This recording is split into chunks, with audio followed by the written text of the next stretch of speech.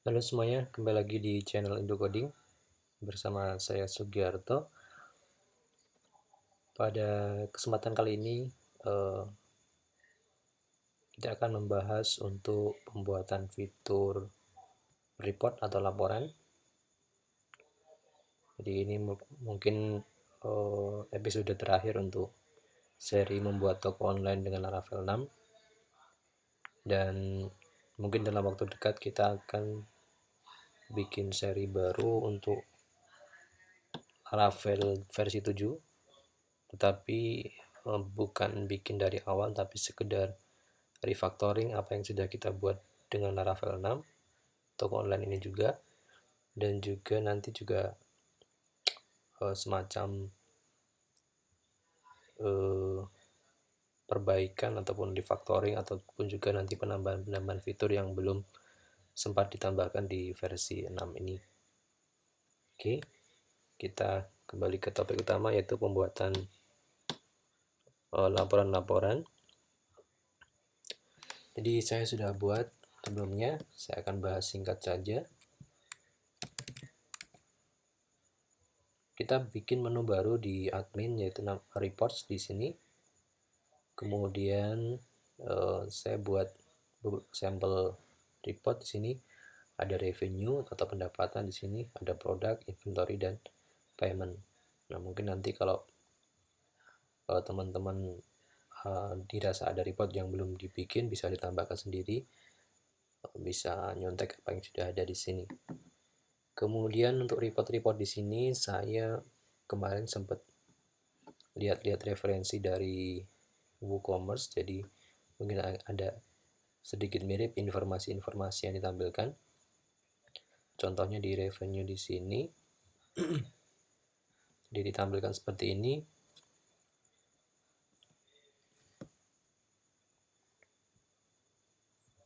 Defaultnya filternya cuma sedikit sih, di sini cuma ada filter tanggal mulai sampai tanggal akhirnya kapan. Kemudian di sini ada fitur ekspor juga, ekspor ke Excel dan PDF. Nah, di sini ketika kita membuka menu revenue report untuk pertama kali, maka di sini akan ditampilkan tanggal di bulan saat ini. Jadi karena saat ini adalah bulan Juni, maka yang ditampilkan adalah tanggal 1 sampai tanggal terakhir di bulan Juni. Dan kebetulan di sini data-data untuk penjualan di bulan Juni nggak ada, maka di sini value-nya adalah 0 semua. Nah, kemudian kalau dilihat dari data-data yang ada di database saya, di sini yang ada penjualan adalah di bulan Mei atau bulan 5. Nah, kemudian yang nanti akan ditampilkan di sini adalah, atau yang di istilahnya dimasukkan ke dalam report adalah data order yang statusnya komplit dan payment statusnya adalah paid. Jadi selain itu dia nggak akan muncul kayak cancel kemudian deliver, itu nggak akan muncul. Itu mungkin tergantung dari pembatasan yang kita inginkan. Oke, kita coba pindah filternya ke bulan Mei. Contohnya saya tanggal 1 sampai tanggal 24 sorry ini. Oke, jadi saya tadi milih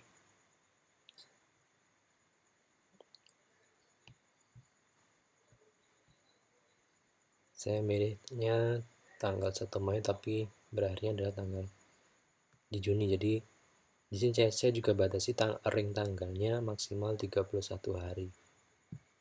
Jadi nggak bisa lebih dari itu. Kalau lebih dari itu maka akan muncul error tadi. Oke, saya pilih misalnya tanggal 1 sampai 23 Mei dan kita tampilkan. Nah, di sini muncul beberapa data order atau transaksi. Ada transaksi tanggal 18 Mei. Nah, ini kita bisa klik detailnya apa. Kalau misalnya kita pengen lihat, ya di sini muncul. Yang 19 juga harusnya muncul di sini. Ya. Di sini ada transaksi yang komplit dan juga payment statusnya paid, maka dia akan masuk ke dalam report di sini. Nah, kemudian kita bisa ekspor juga ke Excel.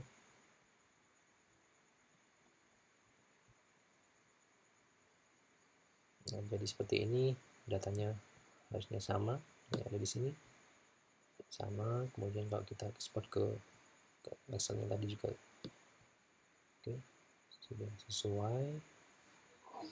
Nanti bisa ditambahkan misalkan judulnya atau apanya, ini sekedar yang penting data utamanya tampil. Dan kalau ekspor ke PDF ya juga bisa. Nah, seperti ini sampelnya, judul report PDF-nya. Nanti bisa ditambahkan informasi-informasi yang perlu ditampilkan.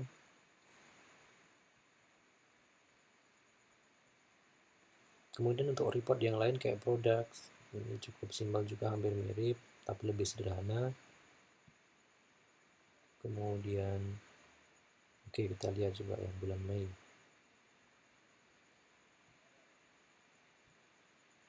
Bulan Mei. Oke, sini. Nah, dia akan muncul produknya apa, kemudian banyak terjualnya berapa, revenue-nya berapa, kemudian juga ada stoknya. Kemudian ada inventory sini untuk stok produknya, tidak ada filternya, jadi cuma tampilkan produk yang dijual, kemudian stoknya berapa. Saya sorting ascending stoknya biar stok yang paling sedikit akan muncul di atas. Nanti mungkin bisa diimprove, misalkan yang stoknya rendah bisa diganti warna merah atau apa, atau kuning misalkan. Ini juga cuma bisa ekspor ke PDF dan Excel. Payments ini juga sederhana, cuma memanggil data payment aja dari tabel payment. Nah, ini sederhana, cuma ngambil aja. Jadi semua payment, transaksi payment baik itu sukses maupun pending ataupun yang lain ditampilkan di sini. Dan mungkin nanti juga untuk istilahnya untuk rekonsiliasi transaksi dengan payment gateway. Contohnya di sini untuk order ID ini dia 2 kali proses pakai BOP, yang pertama pending kemudian settlement. Oke, dari keempat report ini yang akan saya bahas untuk perubahan kodenya untuk yang revenue saja, karena yang lain mirip saja, dan revenue ini mungkin yang lebih kompleks dibanding yang lain, terutama ke bagian query-nya. Oke, kita lihat perubahannya. Jadi yang pertama tentu kita untuk bikin menu di sini kita perlu update di bagian sidebar-nya. Di sidebar-nya kita tambahkan menu yang kita inginkan. Ini saya bikin menu baru untuk report. Seperti biasa kita bikin grup menu baru, kemudian tambahkan sub-sub menunya. Ada revenue, produk, dan seterusnya sampai payment.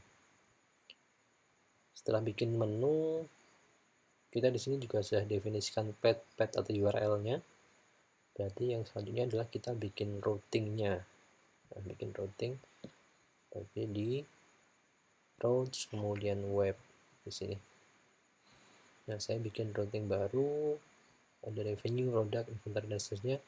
Ini saya buatkan controller sendiri untuk report. Jadi saya bikin report controller yang di dalamnya untuk mengelola semua report yang kita bikin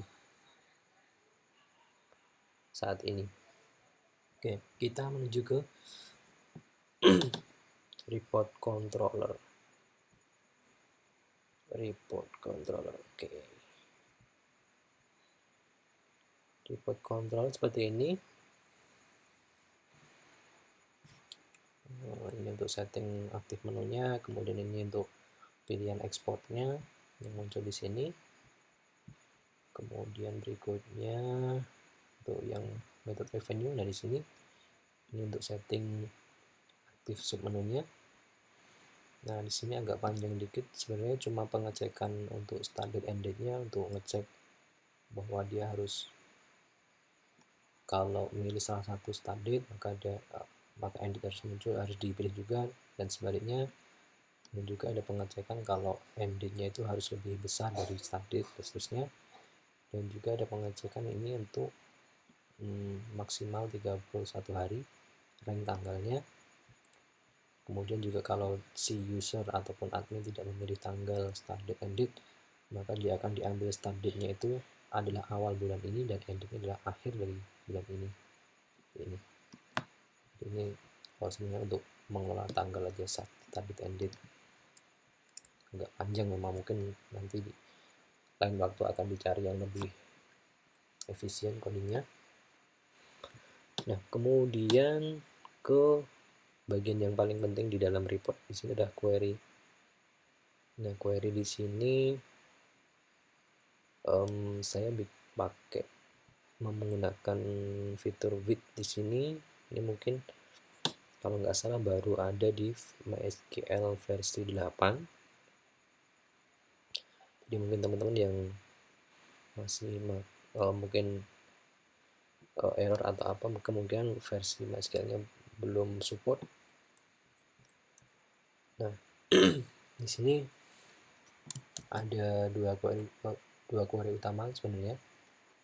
Jadi untuk yang ini, untuk yang date range ini, dia cuma untuk mengenerate tanggalnya saja. Jadi dari 1 sampai tanggal terakhir atau tanggal yang dipilih.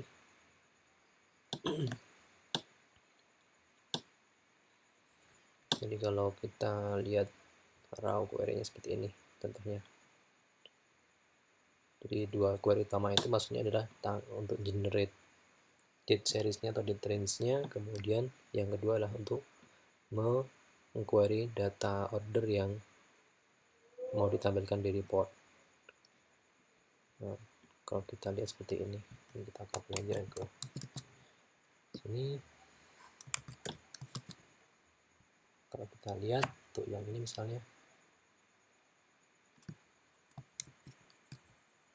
ada error.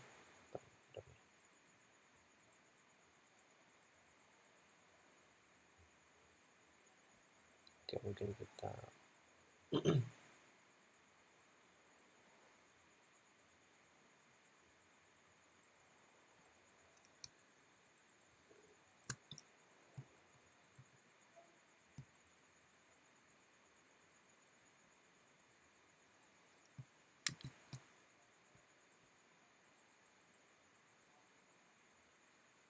tampilnya seperti ini.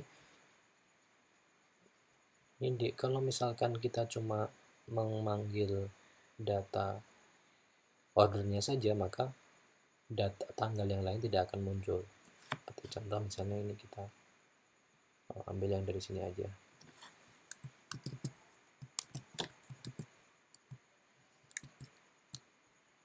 Error syntax. Nah, data yang muncul cuma ada dua data, yaitu tanggal 18 dan 19. Maka tanggal yang lain tidak akan muncul. Padahal di report biasanya kita butuh semua. Ketika report pendapatan kayak gitu, berarti kita butuh informasi di semua tanggal yang kita pilih berdasarkan range sini. Karena di data cuma ada dua, maka kalau nggak pakai date range kayak tadi, maka yang muncul cuma ada dua data. Nah, kalau kita munculkan semua, berarti kita yang pertama ini bikin list tanggal berdasarkan range yang kita definisikan. Kalau tanggal 1 sampai 20 berarti ada 1 sampai 20. Kalau misalnya kita ubah jadi misalkan 30 misalnya, berarti harusnya sampai 30 juga kayak gini. Kemudian ini kita ambil data order yang sesuai tanggal itu, kemudian statusnya komplit, ya mungkin ditambahkan juga status sama dengan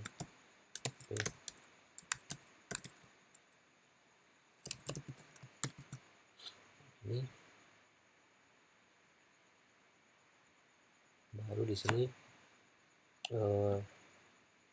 untuk tampilkannya di sini kita joinkan antara data order yang sudah terfilter maksudnya yang diambil yang statusnya completed sama statusnya paid, kemudian berdasarkan rank tanggal tertentu dijoinkan dengan date range yang kita tentukan tadi. Menjoinkannya sederhana aja, jadi data filter dijoin filter order dijoinkan dengan date range yang tanggalnya sama, kemudian di group by tanggal, kemudian juga di order by tanggal ascending. Didapatkan data seperti ini. Nah, data seperti ini kita tinggal pakai aja. Kita mau tampilkan di halaman HTML, kita mau ekspor ke Excel, kita mau ekspor ke PDF, sumber datanya sama atau sumber query-nya sama. Oke, nah berarti untuk penampilan query-nya berarti kita bisa cek view-nya, kita bikin di reports revenue seperti yang sudah view-nya revenue kayak gini. Tinggal di looping aja datanya tadi karena udah dapat dari sini, dari query yang ada di sini dilempar ke view. Nah, di view tinggal di looping. Kemudian untuk yang export, nah export pertama adalah export ke Excel. Export ke Excel saya menggunakan library ini, Excel. Ya, ini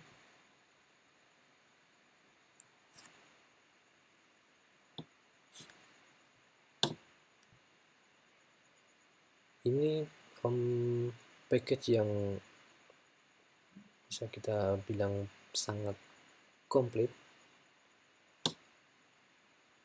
fiturnya dan juga sangat mudah integrasinya. Jadi kalau kita lihat di sini quick start-nya, kita bisa bikin generate exporternya. Nah, ini biasanya untuk kalau saya lihat ini untuk export Excel yang datanya tidak begitu kompleks dan sumbernya adalah di satu tabel, ataupun kalau ada join juga nggak terlalu custom banget. Jadi kita bisa pakai ini kalau misalkan ini jadi ekspor, kemudian ekspor modelnya apa. Nah, nanti bisa didefinisikan seperti ini. Kemudian karena saya lihat kemarin saya coba-coba ini termasuk yang agak custom di sini query-nya, maka saya memakai yang jadi ada banyak pilihan di sini, ada form query, form view dan seterusnya. Nah, saya memilih yang form view ini. Jadi query-nya kita custom sendiri, datanya kita lempar ke sini, kemudian view-nya juga kita semacam bikin blade baru. Jadi kalau kita langsung aja lihat di sini. Jadi yang pertama yang saya lakukan, adalah saya bikin kelas export dulu. Contohnya di sini saya bikin kelas export report inventory export kayak gini. Nah, karena dari view kita mau exportnya dari view, Jadi kita perlu import seperti ini, bikin kelasnya seperti ini, implementsnya from view. Nah di sini adalah saya bikin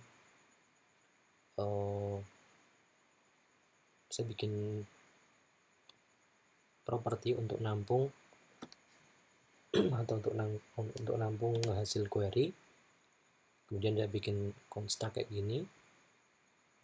Nah dari construct itu saya bisa definisikan alamat view-nya atau path untuk view-nya. Jadi kalau kita lihat di sini admin, report, export, kemudian inventory, Excel, asset kayak gini. Kalau kita lihat dia ada di sini. Jadi dalam view folder report saya bikin export folder baru, export kayak gini, yang untuk nampung view untuk export as Excel ataupun juga PDF. Nah untuk saat ini yang dibahas adalah untuk Excel. Kalau kita lihat seperti ini, jadi view-nya berupa tabel aja, tabel yang bukan inventory, revenue. Jadi berupa tabel kayak ini biasa aja. Jadi ada kolom, ada headernya, ada kolom-kolomnya kayak gini, tinggal di looping, mirip dengan untuk yang HTML. Nah dari sini kan udah dapat datanya,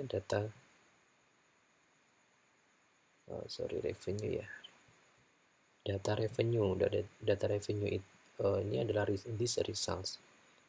This result ini adalah didapatkan ketika kelas ini dipanggil di report controller. Oke, kita lihat di sini. Export Excel. Ini pengecekan kalau di luar Excel dan PDF maka dia akan invalid export. Nah, kemudian kalau Excel kayak gini, dia bikin file name kayak gini. Nah, di sini ini adalah hasil query-nya dijadikan parameter ketika kita manggil report revenue export. Yang mana ini revenue-nya akan bisa ditangkap di construct-nya, di construct dari report revenue export di sini. Ditangkap di sini, kemudian dikirim atau dilempar ke view. Maka akan dikenali oleh view di sini.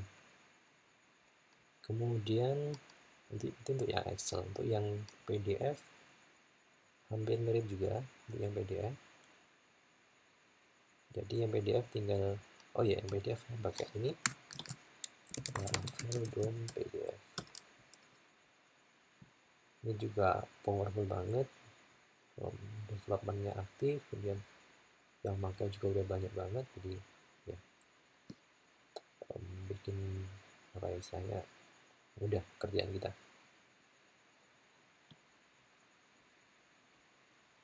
Nah ini juga kita bisa manggil view kayak manggil view HTML biasa, yang kita passing datanya, nanti di view-nya tinggal ditampilin entah di looping atau di apa.